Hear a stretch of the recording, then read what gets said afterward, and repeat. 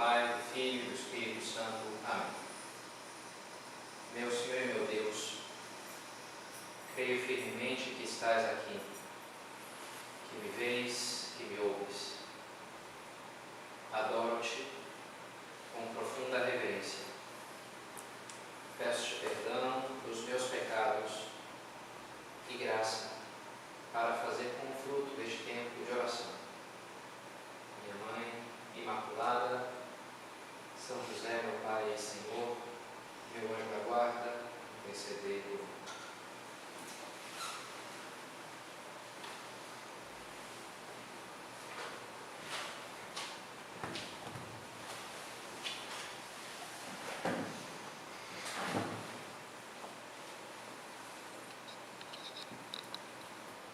Esta semana, via no Jornal Nacional, uma autoridade de saúde, não sei se da OMS, algum desses órgãos internacionais, motivando nessa luta contra a epidemia, a pandemia, e dizia uma hora, essa é a batalha, essa é a luta das nossas vidas, the fight of our lives. Uma frase interessante, De fato, quem viveu a Segunda Guerra, o cara viveu a Segunda Guerra, fala aí como é que foi naquela época, ou quando estava lá na Revolução Bolchevique, ou não sei, um seriado que estou assistindo aí sobre Chernobyl, sobrevivente de Chernobyl. Tem circunstâncias assim que são batalhas, momentos muito intensos de sobrevivência, de luta, E esse profissional da saúde falava, essa é a grande batalha das nossas vidas. Bem, nunca sabe, Pode vir uma pior amanhã, pode começar a Terceira Guerra Mundial, mas é uma coisa muito grandiosa realmente, que a humanidade quase como um todo está enfrentando. E é bom, por que ele fala uma frase dessa? Porque para nos motivar, porque de ordinário nos custa sair do comum, enfrentar uma situação difícil, exige muitos sacrifícios, e a gente tende a negar de alguma maneira aquilo, a minimizar, não é para tanto. Agora, quando alguém nos fala, está em jogo a tua vida, que é um negócio muito sério, e não só a tua. Então é preciso acordar, é preciso deixar de lado algumas inspirações pessoais, uma questão de comodidade, é preciso entrar nessa guerra e abraçar todas as urgências que a guerra nos pede. Uma guerra é cheia de coisas muito importantes pelas quais é preciso enfrentar. A gente começou semana passada essa série de meditações chamada, eu achei esse nome interessante, Meditações para Tempos de Guerra, que é o que nós estamos vivendo agora, como estamos falando, e que buscam de uma maneira aplicar toda essa dinâmica do momento que estamos vivendo, dessa guerra contra um vírus mundial, uma pandemia, mas aplicar isso para essa outra guerra, que, como a gente falava, é uma guerra mais séria, mais importante, que é a batalha espiritual. Então, já a primeira meditação foi isso, um pouco essa mensagem: estamos em guerra. Olha, tudo bem, Covid-19, sem dúvida, vamos pôr todos os meios, mas olha, não te esqueças, pelo contrário, quem sabe, abra os teus olhos para te dar conta de que, olha, antes do aparecer o coronavírus, já estavas numa batalha e vai continuar estando depois que passe esse vírus, numa guerra muito maior e mais importante, que talvez não estejas tão consciente dela, ou tão alerta, ou tão engajado. E vamos hoje então, primeiro foi estamos em guerra, um pouco essa mensagem. Agora vamos continuar delimitando, vão ser outras duas meditações, essa de hoje e a da semana que vem, delimitando melhor um pouco, entendendo melhor, entrando nessa guerra. E hoje vamos falar sobre os nossos inimigos. Quem são os inimigos? Toda guerra precisa ter um inimigo. Se não tem inimigo, não tem guerra, Contra quem lutamos? Bem, contra o coronavírus? Ok, mas e na guerra espiritual? Quem são os nossos inimigos? Vamos então pensar nisso daí. Por um lado, nos apoiando com essa ideia, nos apoiando naquelas palavras do Senhor: não tenhais medo daqueles que matam o corpo, mas são incapazes de matar a alma. Pelo contrário, também aquele que pode destruir a alma e o corpo no inferno. Jesus já nos fala isso, olha, Não, isso aqui não tem que ter tanto medo não. E aqui acho que inclui o coronavírus, né? Aqueles que podem matar o corpo. Temer antes o que pode matar a alma, né? Jogar no inferno. Isso sim tem que ter medo. É preciso ter presente isso. Existe essa pessoa, existe alguém que pode jogar a minha alma no inferno. Quem que é essa pessoa? Quem que é esse que eu tenho que ter medo? Padre, assisti um vídeo, não, hoje de manhã mesmo, ontem falando com um padre amigo pela WhatsApp, e ele mandou um vídeo que ele gravou para os seus paroquianos, que achei interessante, um vídeo curto, né, uns poucos minutos, mas tentando buscar um equilíbrio, que ele via nos seus paroquianos 3 atitudes exageradas e opostas diante dessa situação. Primeiro, a daqueles que dizem, ainda dizem, né, isso é só uma gripezinha, por que tanto barulho? Esse negócio é exagerado, não precisa tanto, que minimizam o problema, que tiram a importância, a negação. Por outro lado, aqueles que dão uma solução um pouco equivocada, de padre, eu sei que tem, mas eu vou rezar e não vai me acontecer nada, porque eu tenho fé em Deus, Deus vai me proteger. Fui cortar o meu cabelo poucos dias atrás, semana passada, e o meu barbeiro é evangélico, então chegou, estava agora mesmo meditando aqui, se eu aquilo eu confio no Senhor, a peste não me pegará. Começou a citar, ele citava sempre, né? Muitos evangélicos gostam de citar muito a Bíblia, que é bom, né? E falando ali várias passagens sobre da confiança dele em Deus, e que porque ele tinha aquela fé, então tinha tranquilidade que nada iria acontecer. E não, ótimo, realmente tem que ter fé. Ao mesmo tempo, me pareceu que ele estava um pouquinho ali, confiante demais, digamos assim, né? Um pouco, tudo bem, vamos rezar e tudo mais. Também não se trata de não fazer nada, né? Eu vou rezar e esqueço o problema. Não, tem uma série de coisas que tem que fazer também. Não é assim, né? Querer dar uma solução um pouco equivocada para o problema. E por último, uma atitude, falava esse padre amigo meu, das pessoas que estão um pouco já desesperadas. Vão tudo morrer, é o fim do mundo. E são 3 atitudes diante de um problema, que é a negação, dizer que não existe o problema, a presunção, dizer que ele até existe, mas é tão fácil resolver o que quase não é um problema. Essa é a presunção. E o desespero. O problema existe e não tem solução. Então são 3 posturas um pouco equivocadas. Dizer não existe esse inimigo, que alguém quer mandar a alma para o inferno, não existe isso, né? Ou enfim, vamos então atacar cada uma dessas 3 posturas equivocadas. A primeira é isso daí. Porque é importante saber que assim como existe sim uma coisa chamada coronavírus, Covid-19, que as pessoas sim estão morrendo no mundo, e em alguns países de uma maneira dramática, como na Itália, né? É importante saber que existem sim pessoas interessadas em nos fazer mal espiritualmente. Quem são essas pessoas? Olha, são 3 grupos, a gente poderia dizer. Primeiro, aqueles que falam São Paulo, pois a nossa luta não é contra o sangue e a carne, mas contra os principados e as potestades, os dominadores deste mundo tenebroso, os espíritos malignos espalhados pelo espaço. Os espíritos malignos espalhados pelo ar, na tradução. De que ele está falando? Bem, aqueles que a gente conhece como os demônios, o diabo, os espíritos maus, os espíritos impuros, aparecem na Escritura com esses nomes. E desde o começo das Escrituras, desde o livro de Gênesis, né, a serpente, que é o diabo, no Apocalipse ela é chamada assim, uma antiga serpente, que faz com que pequem os nossos primeiros pais, até outras passagens do Antigo Testamento, como o livro de Jó. No Evangelho aparecem Jesus expulsando os demônios, até o último dos livros da Bíblia, que é o Apocalipse, está ali o tempo inteiro São Miguel lutando contra os demônios e expulsando eles. Não são, quem são eles? São, em certo sentido, não são anjos caídos, não são homens. Às vezes as pessoas confundem. Os homens que estão no inferno, não, são outra coisa, uma outra espécie. Uma coisa são os homens, outra coisa são os anjos. E assim como existem homens que estão no céu e homens que estão no inferno, existem anjos bons que estão no céu e anjos maus que estão no inferno. E esses anjos maus, que a gente chama também de demônios, como são eles? De uma maneira, eles são uma certa personificação do mal. Porque eles se identificaram tanto, né? Uma pessoa às vezes pode vestir a camisa da empresa e ela é a empresa, mais ou menos assim, né? Eu sou o meu time de futebol, eu me identifiquei tanto com o meu país, sei lá. E isso acontece com os demônios, eles são uma certa personificação do mal, por mais que não foram criados assim, foram criados bons por Deus, como tudo que Deus criou, mas eles foram consumidos por esse ódio a Deus e a toda a sua criação, e portanto no meio a nós também. O que eles querem com relação à criação material? Eles não são materiais, são puramente espirituais.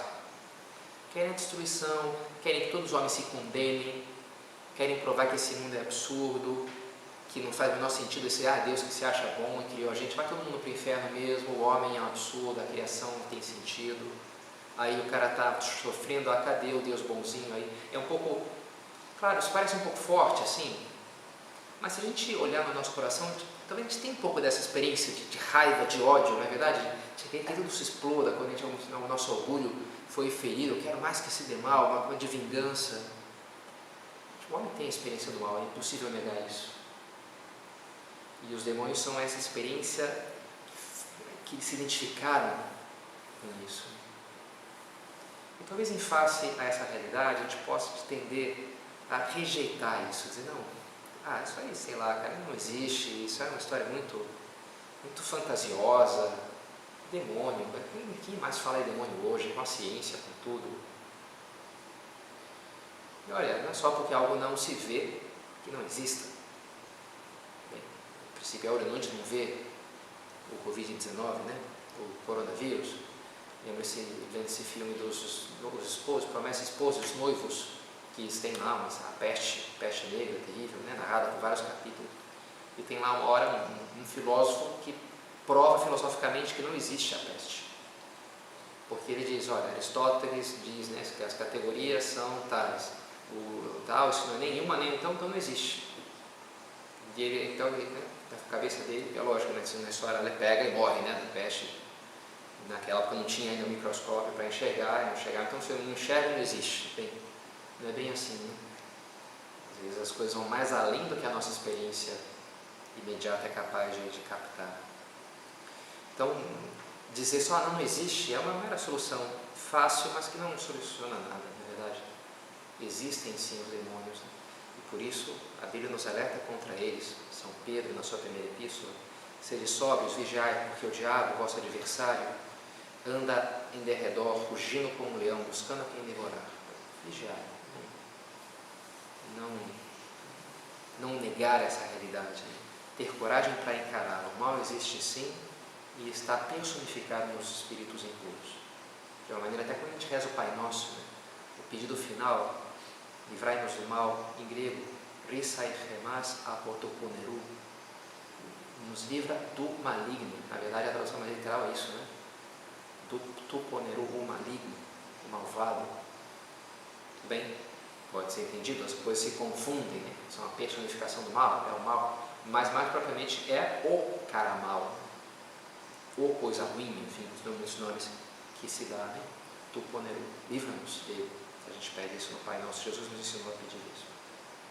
Agora, se Eva pecou porque foi tentada pela serpente, Adão não. Adão não parece tentado pela serpente. Parece tentado por Eva. E ela que lhe oferece. Ela primeiro come e depois dá para ele o fruto. E ela, de uma maneira, se torna mensageira da serpente. Instrumento da serpente. Assim como São Gabriel, na festa da Anunciação, festa de hoje, né? Mensageiros, anjo significa isso, né? Mensageiro, angelos, enviado, mensageiro de Deus para Nossa Senhora, assim como os apóstolos foram mensageiros de Cristo. Também o homem pode, portanto, ser esse intermediário, ser um instrumento do mal no mundo. Por isso, um segundo inimigo que se diz da alma é o mundo. O mundo. Mas o mundo bem entendido, porque o mundo em si é bom. São José Maria tem uma famosa homilia com esse título, Amar o Mundo Apaixonadamente. A gente tem que amar o mundo. E diz, não, o mundo é bom, porque saiu bom das mãos de Deus. Deus criou e viu que era bom. O mundo é bom. Sobretudo para os fiéis leigos, cujo lugar de santificação é o mundo. Eu preciso amar o mundo, apaixonar-se pelas coisas dessa terra. Amá-las. Como diz Jesus, isso sim, com algum critério, né? Não te peço, diz Jesus na sua oração sacerdotal, ação ao Pai, pedindo por nós, não te peço que os tires do mundo, mas que os preserves do mal. no mundo existe o mal. Por isso que é preciso ter, em certo sentido, uma parte do mundo é inimigo nosso. Uma parte do mundo quer nos puxar para baixo. As pessoas à minha volta me ajudam muitas vezes, boa parte da minha vida, mas às vezes não me ajudam, às vezes me atrapalham. Às vezes são pedras de escândalo, às vezes me levam a pecar. Portanto, se é preciso amar o mundo, é preciso ter um amor criterioso. Como todo amor bom é assim, né? Na ortodoxia, Chesterton fala, o amor não é cego, o amor é tudo menos cego. O amor é conexão. Em inglês ele fala, love is not blind, love is bound. Bind, né? Nos conecta, e por isso a esposa ama o seu marido, mas quer o tempo inteiro reformá-lo, né? Que ele seja melhor. Quem ama quer que o outro melhore. Tem claro os defeitos, não é cego com os defeitos, não tem claro, mas ama mesmo assim, apesar dos defeitos. Por isso devemos amar o mundo, mas ao mesmo tempo sabendo que tem coisas, não é tudo no mundo é para o meu bem, né? Essa abertura para o mundo, o Papa São João 23 falou da abertura no Concílio Vaticano II, e com isso entrou um critério um pouco equivocado de abertura para algumas pessoas, né? Que a igreja tem que se modernizar, tem que se adaptar, tem que... Dizia São José Maria, não, a igreja tem que se adaptar aos tempos, são os tempos que tem que se adaptar ao Evangelho. A gente tem uma mensagem aqui que choca com o que o mundo é, com a natureza humana corrompida pelo pecado, e algo revolucionário, de não conformar-se ao mundo, não lhe ter conformar o quic seculi, não vos conformeis com este mundo, né? Mas renovai-vos, diz São Paulo. Então, o mundo. E esses dois inimigos, portanto, o demônio e as suas más influências, e as más influências do mundo, mas falta um terceiro inimigo, que somos nós mesmos. Essa má influência que podemos ser para nós mesmos. De uma maneira, esse espírito impuro que nós somos. Nós não somos imaculados, não somos totalmente puros. Seria uma mentira falar isso, né? Por mais que é verdade, também não somos totalmente impuros ou pervertidos. O homem, enquanto está nessa terra, é um ser ambíguo. Depois será puramente ruim ou puramente bom. No céu e no inferno, esse é o nosso destino, nossos possíveis destinos últimos. Mas enquanto a gente está aqui, a gente é uma mistura. São Paulo descreve essa realidade falando do homem velho e do homem novo. Às vezes os desenhos animados, vem lá o diabinho e vem o anjinho, né, para falar lá no Pateta, no Pato Donald, sei lá, né? Vem a versão anjinho do Pato Donald e a versão de diabinho do Pato Donald, né, com um chifrinho, para significar isso, né? O homem tem essa ambiguidade. Eu carrego dentro de mim coisas muito, muito feias, né? Muito vergonhosas, que me passam pela cabeça, sei lá, de sensualidade, de luxúria, de adultério, de orgulho, de vaidades idiotas, de preguiça, de comparações ridículas. E ao mesmo tempo carrego dentro de mim coisas muito bonitas, e desejo de amar muito a Nosso Senhor e servir as almas. E todo mundo é assim, o homem velho e o homem novo dentro de nós mesmos. Então o primeiro inimigo para ter presente está dentro de mim. Começar por aí. O que é de errado com o mundo? Se perguntava a Chesterton no livro. Eu. O problema está em mim. É o mundo, porque é a pessoa, porque é o meu chefe. Porque... Olha, tudo bem, cara, tem problemas. Mas e tu? E esse teu coração, esse teu egoísmo? Ok, o pecado veio porque a serpente tentou a Eva, mas pecou Eva porque quis, deu trela para aquela conversa e caiu. Não era obrigada a seguir o que a serpente tinha dito, né? O demônio em si não teve demônio que o tentasse, ele pecou porque quis. E nós podemos ter muitas circunstâncias que nos puxem para baixo, mas se vamos para baixo é porque quisemos. Não dá para dizer, não tive culpa. Não, se não há culpa, não há pecado. Se pecamos é porque tivemos culpa. Um jovem pai falando comigo, contava, né, um diálogo que teve com a sua filha, estava entrando na adolescência, e dizia, olha, minha filha, agora você vai para festas, a amiguinha vai chamar para não sei o quê, daqui a pouco vai oferecer um negócio para tu fumar, meio estranho. Olha, tu é livre, eu não vou controlar a tua vida, eu procurei te dar a melhor formação que eu pude, mas eu só te digo uma coisa, a culpa é tua. Não venha me dizer, não, porque fulaninha, não, porque todo mundo fez assim, não, porque na festa, a culpa é tua. Qualquer coisa que tu faz, tu é a última responsável pelas tuas ações. Saiba disso. Eu achei aquilo legal daquele pai, né? Dizendo, Talvez, poxa, uma criança, bem, mas olha, o peso da vida, né? Só tem que, como a gente falava na meditação passada, tem que saber que as ações têm consequências e que eu preciso ter isso presente. Então é bom, sabe, diante de uma tragédia, diante de uma situação muito dura, extraordinária, às vezes isso serve para a gente acordar um pouco do sono, devolver um pouco o peso das coisas, o peso de Deus. Às vezes a gente domestica demais a Deus, né? Deus está lá, meu bichinho de pelúcia, meu Jesusinho, sei lá, né? Peraí, os olhos com chama de fogo, a voz mais forte que tem dezenas de cachoeiras. Diante da realidade de Deus é grande, e o mal está presente no mundo e é algo real. E não adianta fingir de fazer de conta que não existe. É algo real. Primeiro ponto, e sem dúvida algo mais longo. Então, primeiro, ter isso presente. O mal existe nesses três campos aí, nesses três grupos de pessoas. As pessoas que estão à minha volta, que podem fazer o mal muitas vezes, os espíritos impuros, e eu mesmo, em primeiro lugar, né? Então, existe isso. Contra a presunção, é preciso que sejamos humildes. Porque tem esse extremo de negar o problema, mas tem essa segunda posição intermediária, em que a pessoa não nega de todo o problema. Não, porque existo, acredito, tenho fé, eu sei que existem os demônios. Mas, Padre Pedro, eu vou para o céu, né? Eu não sei, faço umas coisas erradas, mas também não faço nada muito errado também, sabe? Não estou matando ninguém por aí, não estou... Tem esse pecadinho aqui, tem... O que é isso daí? É a presunção. É um pouco aquela pessoa que existe, não, eu rezo, não precisa preocupar muito, sabe? Com a minha salvação, porque não, já tá, o jogo está ganho, já, a coisa está garantida, né? Perguntam para Jesus, são muitos que se salvam? Fizeram essa pergunta para Jesus. E ele diz, olha, estreita é a porta que conduz à salvação, são poucos os que entram por ela, e largo e espaçoso é o caminho que conduz à perdição. Né? Esforçai-vos por entrar na porta estreita, fala Jesus, esforçai-vos por entrar. Jesus não fala, tá ganho o jogo, tá? Não. Olha, fica atento, cara. Sem esforço não vamos para lugar nenhum. Mais ou menos essa é a resposta do Senhor. Por isso essa postura de não preciso me esforçar aqui, está tranquilo, olha, isso é uma presunção demoníaca, né? O demônio quer que a gente fique tranquilo, não, amanhã é o jogo, afinal, toma uma cerveja, relaxa, tá ganho esse jogo. Não é bem assim. Não é bem assim, precisa ter respeito com o adversário e não ser presunçosos, né? Estamos cercados de perigos reais e poderosos. Os demônios são muito mais inteligentes do que a gente. Se tu for dialogar com o demônio, assim como com Eva, ele até usa palavras ambíguas, é muito interessante o texto ali hebraico, né? Como tive uma matéria lá de exegese do Gênesis lá em Roma, é interessante o diálogo lá, os termos que ele usa, que dá para aplicar para várias coisas, e a Eva tem que estar meio atenta, porque é meio complicado aquele diálogo ali. O demônio é muito inteligente.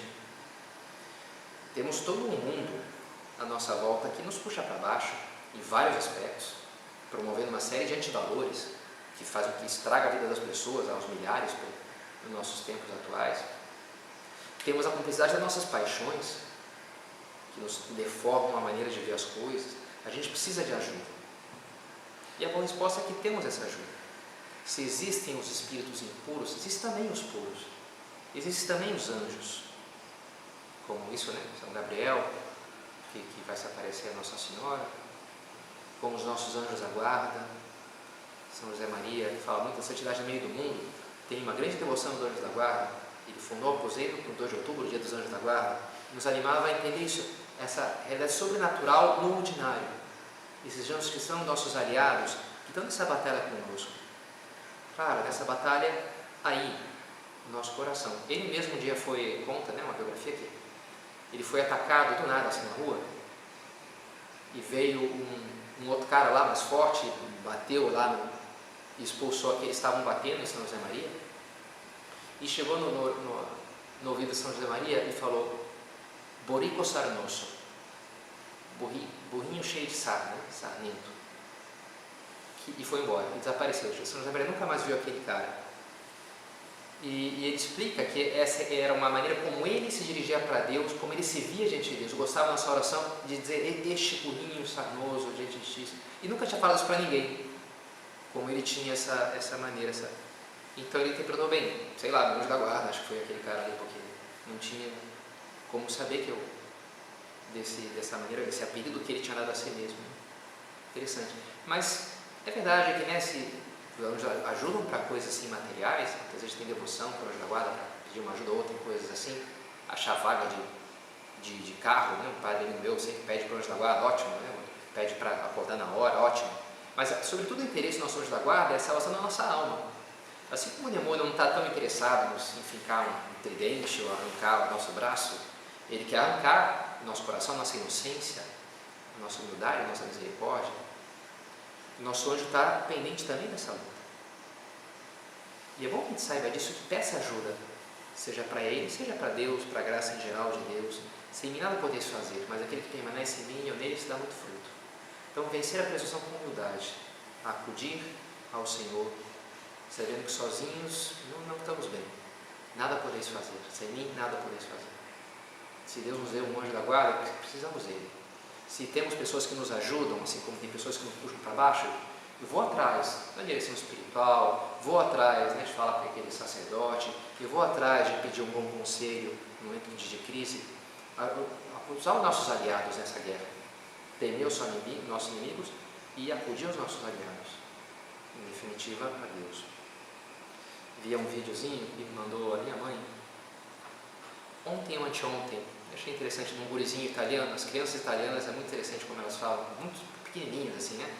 Esse guri, sei lá quantos anos tem, não tem 10 anos ou algo assim, mas falando diante da câmera que a gente tem que ser corajoso, que é preciso vencer, não sei o quê, e vamos lá, vamos ser fortes e valentes, porque o mais fortes de todos, vamos vencer essa guerra. Muito interessante o gurizinho assim, bem empolgado e muito eloquentes os italianos, né? De falar com as mãos. E um cumprimento que eu achava legal lá na Itália, dois amigos se cumprimentando, tipo, sei lá, no ensino médio, vão fazer a prova, o cara vai falar in bocca al lupo, na boca do lobo, em boca al lupo, um momento legal assim, de meio de guerra, né? Crepe lupo, que morra o lobo, um pouco assim, né?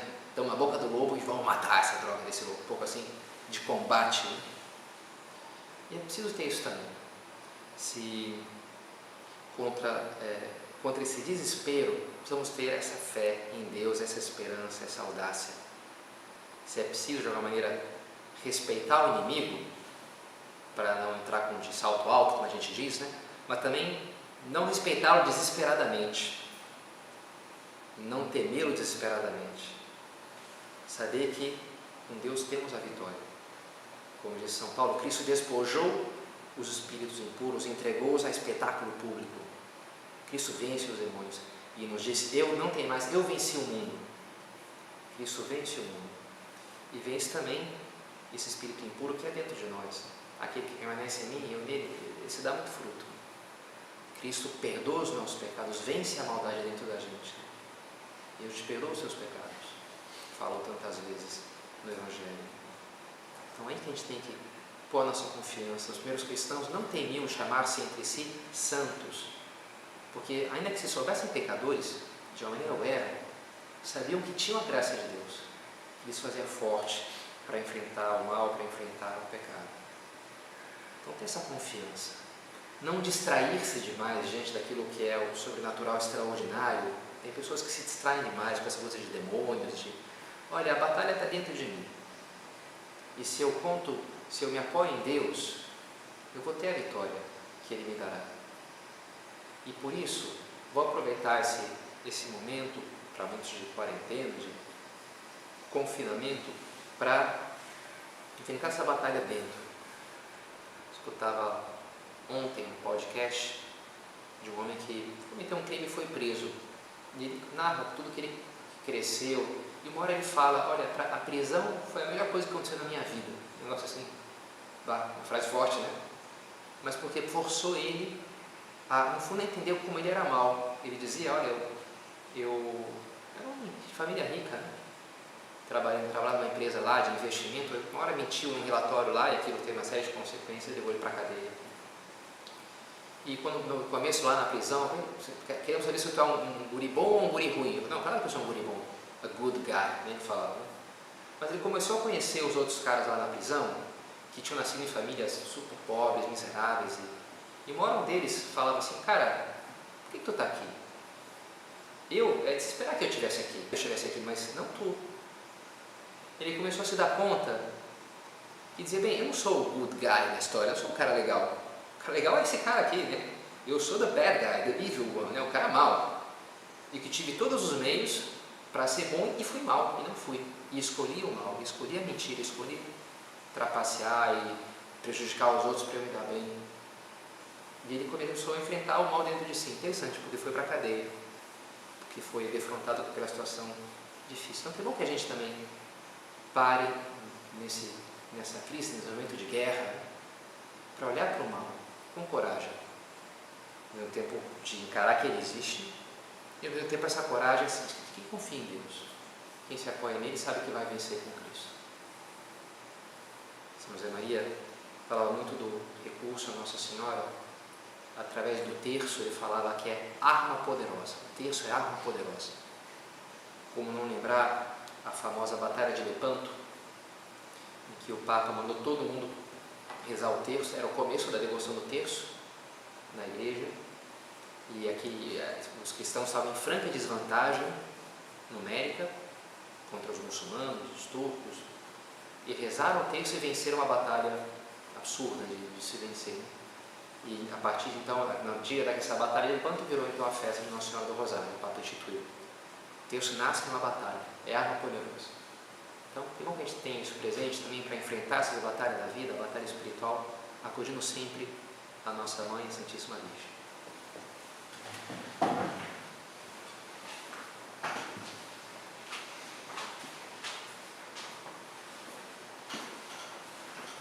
Dou-te graças, meu Deus, pelos bons propósitos, afetos e inspirações que me comunicaste nessa meditação. Peço-te ajuda para os comunicar. Minha Mãe Imaculada, São José, Pai e Senhor,